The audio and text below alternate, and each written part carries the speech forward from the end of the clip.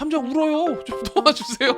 관세음보살이 어디서 막혔는데? 유사하여. 거기 요괴 잡으러 가는데 잘 안 잡히더라니까요. 그랬더니 관세음보살이 야 거기 요괴 잡는 거 아니고 같은 편이야.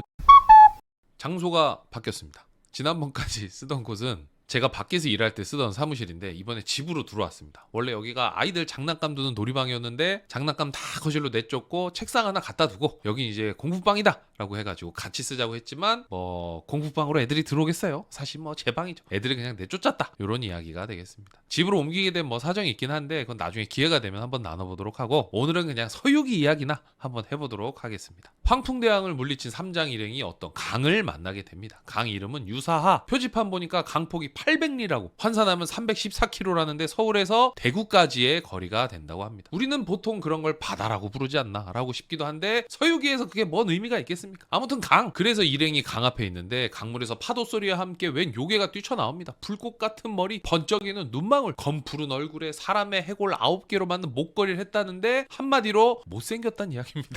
요괴가 달려들자 손오공이 재빨리 삼장을 안고 도망치고 팔개가 요괴 앞을 막아서게 되죠. 요괴랑 팔개가 신나게 싸우는데 삼장을 안전한 곳에 내려오는 손오공이 달려오게 됩니다. 손오공도 사실 황풍대왕이랑 싸운 이후로 여의봉을 휘둘러 본 적이 없어서 몸이 막 근질근질했거든요. 손오공이 달려들어서 팔개랑 요괴를 몰아붙이니까 요괴가 견디질 못하고 도망치게 됩니다.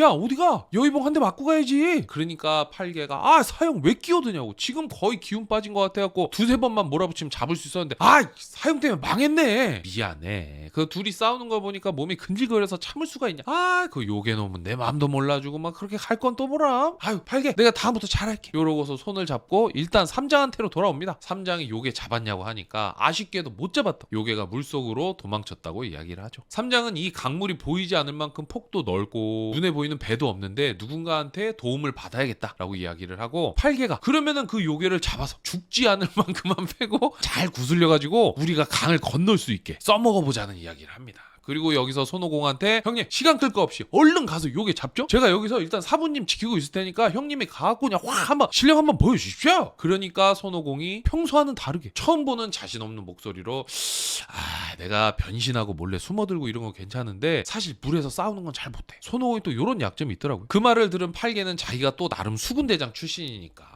아 내가 물속에서 싸우는 건 좀 하는데 걱정되는 게 하나 있다. 요괴가 몇이 되는지 모르는데 내가 괜히 혼자 갔다가 요괴 친구들이랑 일가 친척한테 다구리 당해서 붙잡힐까 그거 하나 걱정이 된다. 손오공이 잠깐 고민을 하더니 야 이거 어때? 네가 싸우다가 못 이기는 척하고 도망치고 요괴를 유인해서 물 밖으로 나와. 그럼 내가 여의봉으로 빡! 어때? 그러니까 팔개가 좋다고 하고 옷을 고이 벗어서 잘 정돈한 다음에 물속으로 풍덩 들어가게 됩니다. 바다까지 헤엄쳐서 들어가고 거기서 요괴를 만나는데 야 너 뭐하는 애인데 자꾸 우리 길을 막고 불편하게 하냐 귀찮게 하냐. 자기는 요괴도 아니고 마귀도 아니래. 그러면서 자기소개를 하죠. 듣고 보니까 천계에서 옛날에 경호대장 했다는 걸 알게 돼요. 해설에 보면은 팔개랑 옛날에 천계에서 오며 가며 서로 인사도 하고 뭐 이렇게 아는 사이였대. 근데 팔개는 뭐 그런 건 들은 척도 안 하고 어디서 삔또가 나갔냐면은 요괴가 뭐라 하다가 마지막에 너의 그 퍽퍽하고 질기고 맛없는 고기를 내가 요리를 잘 해갖고 먹겠다 요런 얘기를 하니까 팔개가 무슨 소리냐 내 고기 질 좋다 육즙이 풍성하고 풍미가 있다 이러면서 갑자기 열받아 하더라고요. 그러면서 둘이 싸움이 시작이 됩니다. 한쪽은 전직 수군 대장 한쪽은 전직 경호 대장. 그러니까 뭐 이만한 호적수가 없잖아요. 4시간 정도 물속에서 싸우다가 물 위로 올라와서 수면 위에서 또 신나게 싸우게 됩니다. 그러다가 팔개가 계획대로 못 이기는 척 물 밖으로 유인하기 시작하죠. 손오공은 삼장을 살피면서 요괴랑 팔개가 싸우는 걸 지켜보는데 팔개가 계획대로 물 밖으로 유인하고 요괴가 강기슭까지 올라오는 걸 보고는 여의봉을 냅다 후려치는데 요괴가 깜짝 놀라가지고 다시 물속으로 싹 도망치게 됩니다. 그러니까 팔개가 야 이 멍청아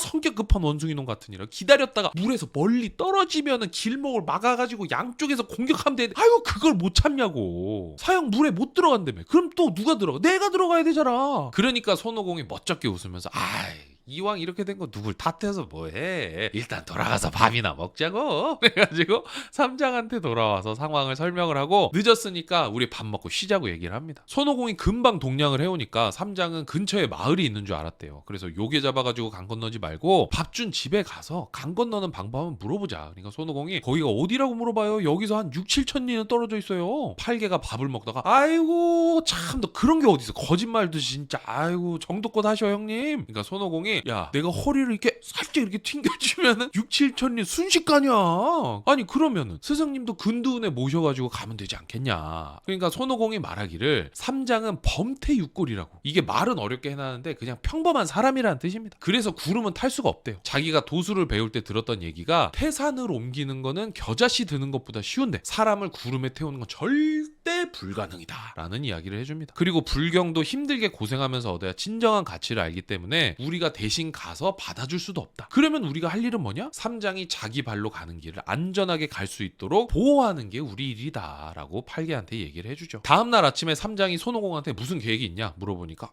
계획이랄 게 있나요? 야 팔개 들어가.